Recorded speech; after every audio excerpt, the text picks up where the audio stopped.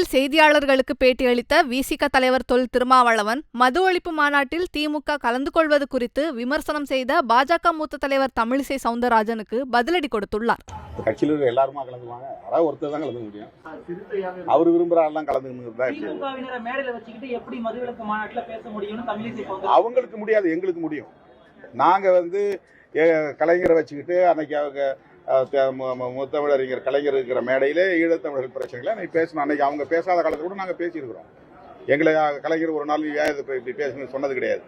நாங்கள் திமுக கூட்டணியில் இருக்கிற போதே நான் அதிமுக கூட்டணியில் உள்ளவர்களோடு நான் பயணித்திருக்கிறேன். சில மாதங்கள் அல்லது ஒரு வருடம் கிட்டத்தட்ட பயணித்திருக்கிறேன். இதே வேலூருக்கு கு. சீனிவாசன் விஜயகாந்த் கட்சியை சார்ந்தவர் உயிரிழந்த போது அந்த குடும்பத்திற்கு 3 லட்சம் ரூபாய் நம்ம கொடுத்தோம். அப்போ நான் திமுக கூட்டணியில் தான் இருக்கிறேன்.